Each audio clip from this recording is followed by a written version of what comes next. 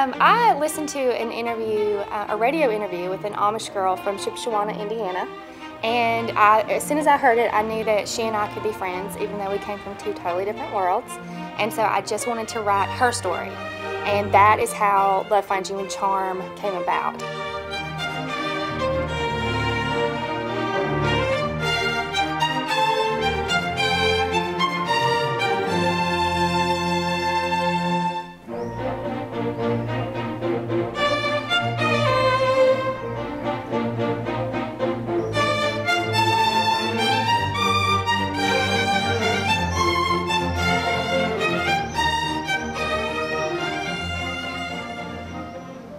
The story is basically about a girl who's at a fork in the road. She is at a point in her life, she's a young Amish girl, she has to make a decision to do this, go this way or this way. I try to fit in, Dad. To be like everyone else, I really do. I don't know what's wrong with me. Different is nothing to be ashamed of, Em. You cannot be who you are not. Everyone in life is faced at some point with those kinds of decisions, and I think anytime you can tell those stories, you're going to reach a broad audience. The adaptation of this book was very hard to make. The book is a little bit two stories. It's a story of an English girl and an Amish girl. And it's very big, and so we narrated it to the Amish girl and everybody supporting this Amish girl's story. Look out! These people from totally different worlds who find things in common, and they're both going through similar things. You know, one is Amish, one is not Amish, and they find this friendship because they're both sort of searching for who they're going to become. High school, college, our parents, all of our friends, everyone kept saying how perfect we were together. I get it. It's hard to argue and everyone thinks they know what's best for you. I know, right? I think I've read the script like 15, 16 times, and I kind of took something out of it each time that I was able to relate to, you know, because, I mean, everyone's thought process is it's always greener on the other side, you know, which is kind of the same way she is. Why didn't you tell me? Because I thought it would go away. But it hasn't, and I feel that it never will unless I do something about it. So you're leaving? Just for the fall, to help my cousin in Charm, and to have time to think. I think it's a really good story. It's you know, it's about family and about roots and about like wanting to, like having that itch to know more and explore more. I so applaud people just doing what's best for themselves. It's so hard for all of us, you know, to stand in who you know you are against all odds. Emma is a girl who's not quite satisfied. She really thinks there may be more out there for her. She comes to Charm to help her cousin, Lydia Ann. In the original script, Emma went from Indiana to Charm, Ohio in a bus. And we had been to this town before, and we knew that there was a guy who collects full-size trains. So I said, well, if we can put her on a train, and because I'm doing The Notebook and Dr. Zhivago, that's gonna look a lot better than her on a bus. So, I mean, the trains can go 20 feet this way, 20 feet that way, or whatever.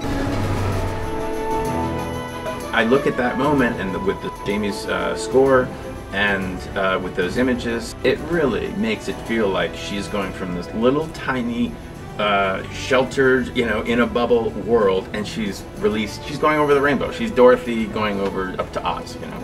And while she's in Charm, she really discovers a lot about herself and about, you know, the person that she wants to become. There's always just that sense of, I want more. And even when she comes to Charm and she meets Noah, I mean, he's just like the perfect man, but yet she's like, I think I want more. I want to see what else there is, you know? I could show you around town if you'd like. Help you get a lay of the land. Well, thank you, but I like to find my own way. As you wish. Noah is a young Amish man who lives in Charm, and you sort of find out pretty quickly in the story that he's ventured outside of the Amish world and has decided that this is where he belongs. Yeah, Amish life is hard. Yeah, the location's amazing. We're kind of in, I want to say Amish country. It's pretty special. It's like, I'd never experienced anything like this before, and I've definitely traveled the world as well. And action! Funny because when I flew in, it was pitch black and it was late at night. We got in here and I couldn't see anything because it was dark, and I woke up in the hotel and I was like, where am I? The whole population of Charm, Ohio is 400 people. So it is very unusual. It's not by majority vote or anything. It's by everybody have to be pleased. If one says no to something, and it's a no. I actually had one of my editors lives in this area, and she had a lot of connections here that I was able to talk to and to really run things by. They would read pieces of the manuscript as I wrote it, and let me know, yeah, this is you're on the right track, or this is definitely not something that Emma would do or that an Amish person would do.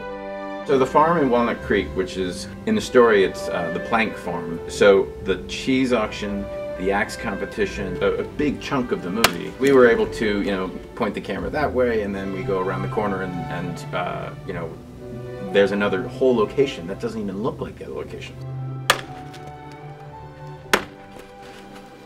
Oh! Yes. Let me know if you want me to cut. Nope.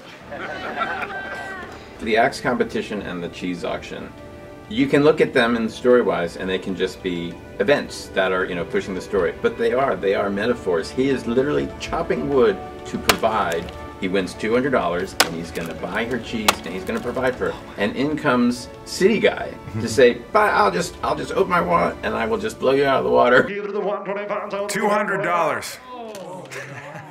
$200. And 225 and 225, so to the 225, 5 to the 225, 500. And he wins, and you see it on Noah's face. He leans back. He's like, "Why? I can't do that."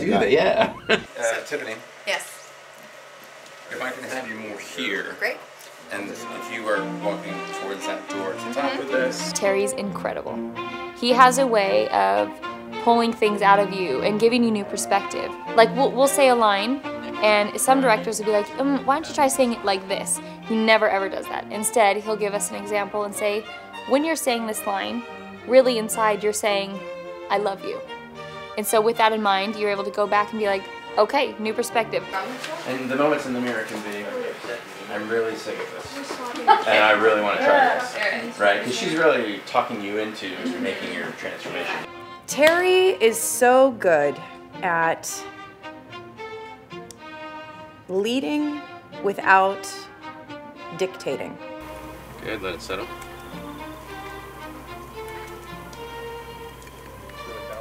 It is. That's the good stuff.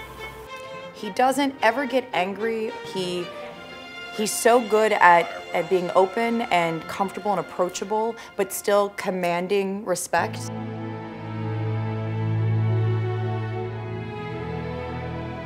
It's not just an Amish love story. I mean, it's just a story of the heart and about trials and tribulations of growing up.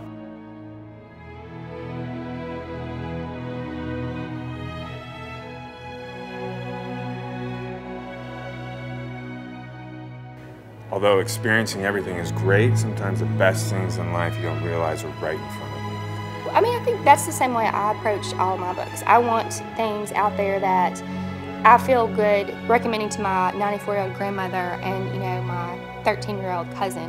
And really, they can all relate to the journey that Emma goes on, no matter where they come from.